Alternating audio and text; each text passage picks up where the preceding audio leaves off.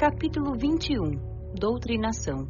Após a prece, iniciou-se a doutrinação dos desencarnados. Apagaram-se as luzes para facilitar a concentração, evitando distrações visuais e proporcionando assim as projeções mentais que agiriam com mais facilidade no mundo astral. Encarnada, sempre gostei de prestar atenção nas doutrinações dos desencarnados. Cada um tem sua história, e algumas são bem interessantes. Agora, presenciando a orientação, o socorro, do lado de cá, gostei mais ainda. É bem mais fascinante. Mas, ao ver muitos mutilados, muitos com sinais de torturas, fiquei um pouco apreensiva. Era um grupo que fora libertado do umbral pelos trabalhadores do centro, e lá estavam presos como escravos. Alguns estavam abobalhados. Observei-os e senti dó. Maurício disse-me baixinho: Patrícia, nada é injusto. Colhemos o que plantamos. A reação é de conformidade com a ação. Pelo menos 2 desses espíritos devem falar, pela incorporação, um pouco de suas vidas.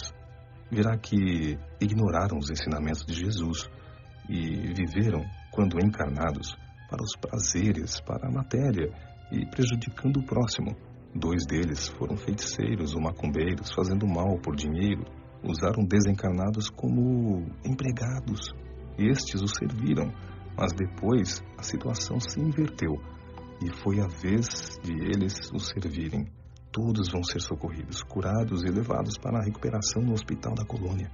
Muitos dos necessitados se utilizariam da incorporação. Entre eles, muitos não sabiam que haviam desencarnado. Normalmente, ao comparar suas situações, o desencarnado com o encarnado compreendem que o corpo físico morreu. Quando nós, desencarnados, chegamos perto de um encarnado, notamos logo a diferença, a não ser que estejamos completamente iludidos e, não querendo aceitar a realidade, fingimos não perceber. Comparando-me com o encarnado, sinto-me leve, solta, pois o perispírito é um corpo muito mais delicado e sutil do que o material. Maurício, sabendo o que eu pensava, aproveitou para esclarecer. Em centro espírita, onde o bem é a meta, a incorporação é feita para ajudar. O desencarnado necessitado de auxílio recebe orientação e cura nesses trabalhos de caridade. A percepção de estar ou não encarnado é essencialmente mental.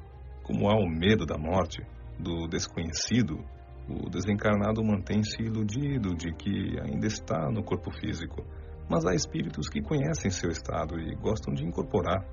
São os que ainda não se realizaram espiritualmente. O corpo mental encontra prazer nas necessidades físicas. São os que necessitam de uma orientação séria e honesta. Mas enquanto não a recebem, a maioria não quer nem receber nem mudar.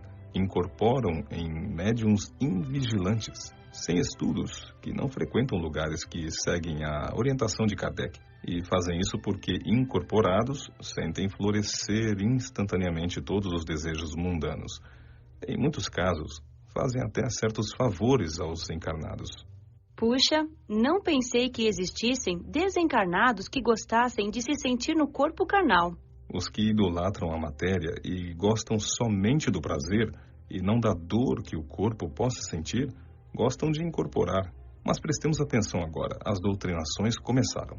2 do grupo de escravos que tanto me impressionou foram os primeiros a receber ajuda pela incorporação. De fato, falaram um pouco de si. Fizeram maldades e, tendo oportunidade, não fizeram bem nem aos outros nem a si mesmos. Esse bem a si mesmo significa que tiveram oportunidade de aprender, de se instruir moralmente, religiosamente e não o fizeram.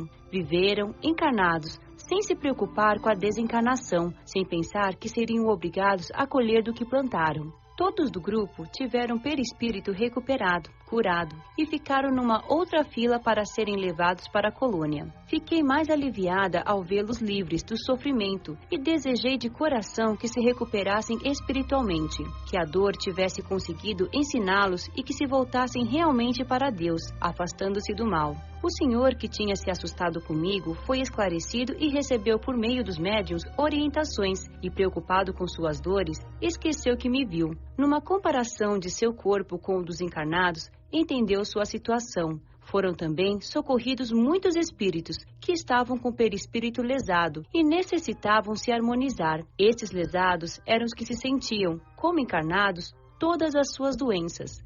A impressão é forte e o não entendimento da desencarnação faz com que continuem doentes. Em outros, o remorso destrutivo levou-os a lesar o perispírito. Como são imprudentes a maioria dos encarnados, a morte do corpo não parece ser para eles. Quando desencarnam e sofrem, desesperam-se e perturbam-se. O moço com quem havia conversado antes ficou na fila. No começo, parecia divertir-se, mas depois se comportou educadamente e, prestando atenção nas orientações que os outros desencarnados recebiam, começou a chorar baixinho. Inteligente, entendeu logo que tinha desencarnado. Lourenço veio em sua ajuda. Abraçou-o e mimou-o como um nenê. Amparado, recordou como seu corpo físico morreu. Teve medo. Que seria dele? Lourenço mostrou-lhe o lugar para onde iria.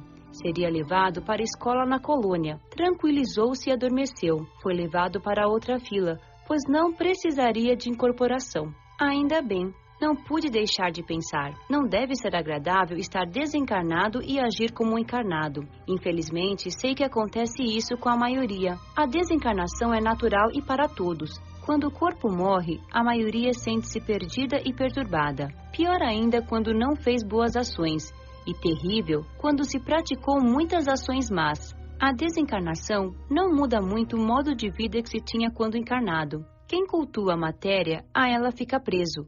Quem entesoura bens espirituais é um bem-aventurado no plano espiritual. Não se deve viver encarnado só pensando na morte, mas também não se deve ignorá-la. Não pensar na morte para si e não entender que seja normal esse fato acarreta muitas perturbações, porque sendo o perispírito cópia exata do corpo, sente-se as mesmas necessidades até entendê-las e superá-las. Aquele moço achou ali, no centro espírita, o entendimento. Com os outros, seria levado à colônia, onde aprenderia a viver como desencarnado. O medo que teve foi do desconhecido, do que seria dele.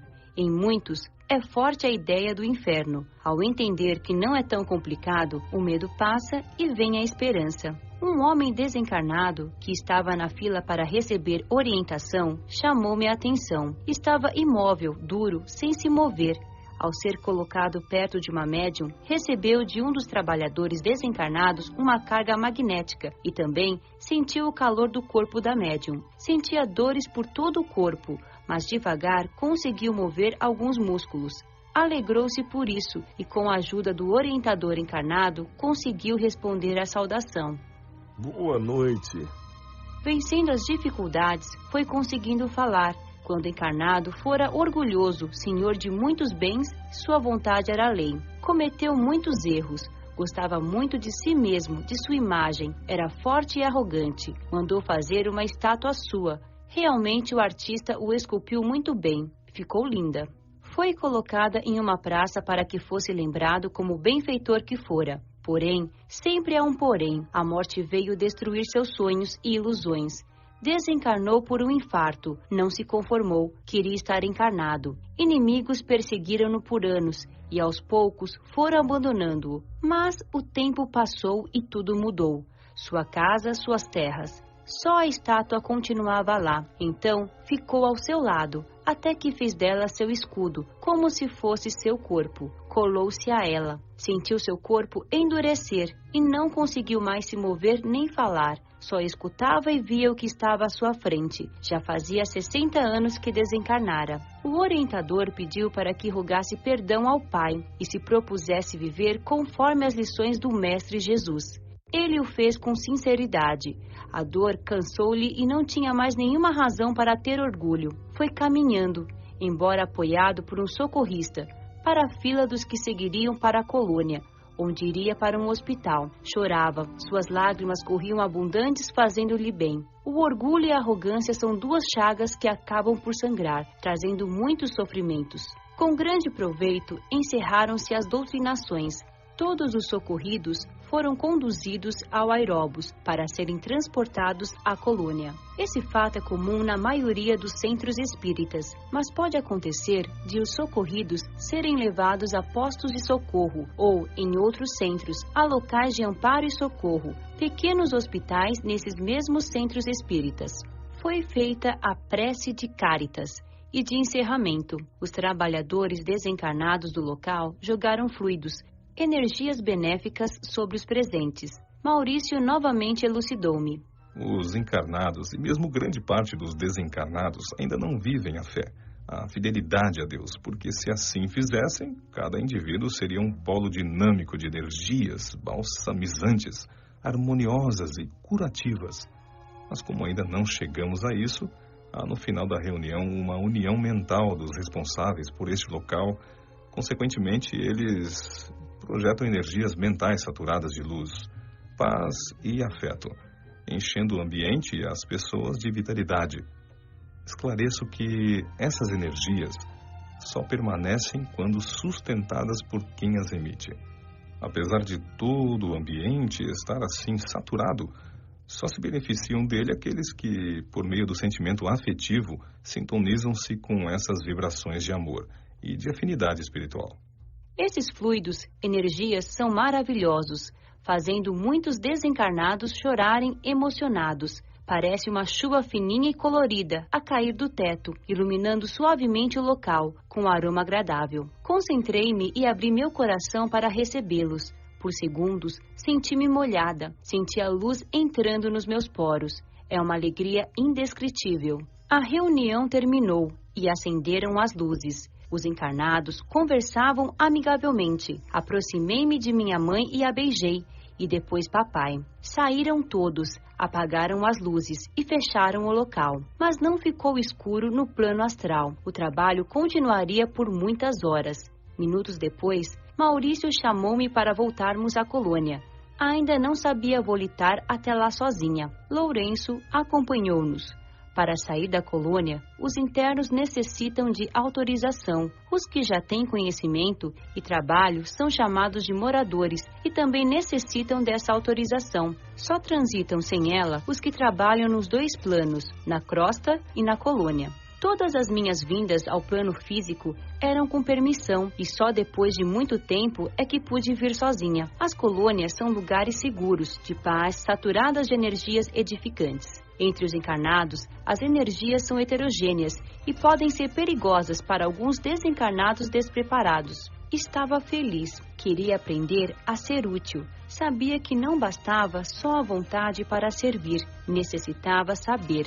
Sempre amei o centro espírita, a doutrina espírita. Ter assistido a uma reunião proveitosa alegrou-me mais ainda. Olhando o firmamento com suas inúmeras estrelas, agradeci a Deus. Tinha muito que agradecer e nada a pedir, mas roguei: Pai, alimenta minha vontade de aprender e de ser útil.